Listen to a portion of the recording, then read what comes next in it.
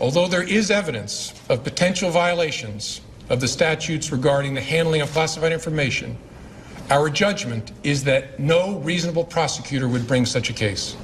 Zero Hedge has stated, "What is shocking is that the FBI director was clearly ignoring the U.S. Code itself, where in Section 793, subsection F, gathering, transmitting, or losing defense information, it makes it quite clear that intent is not a key consideration. In a case like this, when deciding to press charges, the U.S. Code goes as follows. Whoever being entrusted with or having lawful possession or control of any document, writing, code book, signal book, sketch, photograph, photographic negative, blueprint, plan, map, model, instrument, appliance, note, or information relating to the national defense, 1, through gross negligence, permits the same to be removed from its proper place of custody or delivered to anyone in violation of his or her trust, or to be lost, stolen, abstracted, or destroyed, or 2, having knowledge that the same has been illegally removed from its proper place of custody or delivered to anyone in violation of its trust, or lost, or stolen, abstracted, or destroyed, and fails to make prompt report of such loss, theft, abstraction, or destruction to his or her superior officer, shall be fined under this title or imprisoned not more than 10 years or both." Then Comey said this.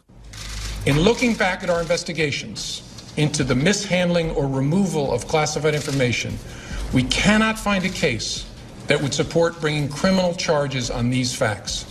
This is a bold-faced lie, a plea of bureaucratic incompetence, a tactic utilized by the Obama administration and the Bush administration on a regular basis. All the FBI had to do was check their own records, as I'm sure they did. Almost exactly a year ago, Brian H. Nishimura pleaded guilty to unauthorized removal and retention of classified materials without malicious intent. Precisely what Hillary Clinton was charged with. U.S. Magistrate Judge Kendall J. Newman immediately sentenced Nishimura to 2 years of probation, a $7,500 fine, a forfeiture of personal media containing classified materials. Nishimura was further ordered to surrender any currently held security clearance and to never again seek such a clearance. According to court documents, Nishimura was a naval reservist deployed in Afghanistan in 2007 and 2008. In his role as a regional engineer for the U.S. military in Afghanistan, Nishimura had access to classified briefings and digital records that could only be retained and viewed on authorized government computers. Nishimura, however, caused the materials to be downloaded and stored on his personal unclassified electronic devices and storage media.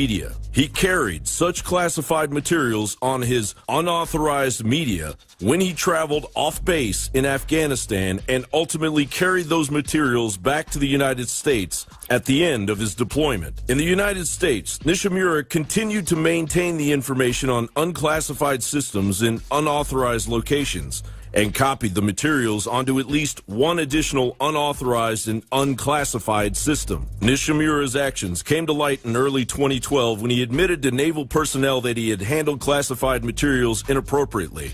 Nishimura later admitted that following his statement to naval personnel, he destroyed a large quantity of classified materials he had maintained in his home. Despite that, when the Federal Bureau of Investigation searched Nishimura's home in May of 2012, agents recovered numerous classified materials in digital and hard copy forms. The investigation did not reveal evidence that Nishimura intended to distribute classified information to unauthorized personnel. And while the FBI claims Mr. Nishimura doesn't exist, the Obama administration has prosecuted more government officials for leaking classified information than all the past administrations combined. The Daily Caller reports the Justice Department swiftly prosecuted 6 federal government officials between 2009 and 2012 under the Espionage Act. By 2014, 9 people were prosecuted under the spy law. The case that went to court was Tom Drake's case.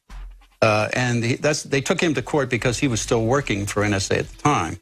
This was in 2007 when they raided us initially, and then they raided Tom Drake about 3 months later. So they took information that he had at his house that was marked unclassified, and they changed it. They drew a line through that and then stamped it classified, secret or top secret, then charged him with having classified material.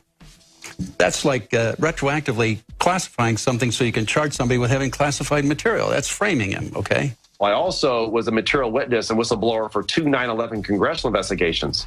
But all of my material evidence, all of the depositions, the oral testimony, all of it was censored and suppressed. In fact, as I found out later, the only record that exists that anybody can find to date, and we're talking over 13 years later, is that I was interviewed. Clearly, the leadership of the FBI has been severely compromised. Comey even appears to be making a plea for help as he states all of the classified material that was discovered in Hillary's possession, with a statement clearing Hillary at the end to save his own skin. He seemed to be building a case for that, and he laid out what I thought were the elements of the statute under the gross negligence aspect of it.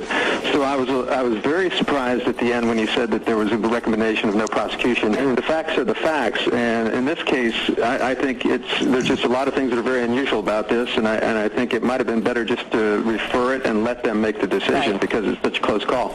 The Hill wrote, Comey is a Republican who served in the Justice Department under President George W. Bush and is perhaps best known for his time as acting Attorney General when he refused to certify parts of the National Security Agency's domestic surveillance program. That isn't the same James Comey that just blatantly lied to America. John Bound for Infowars.com.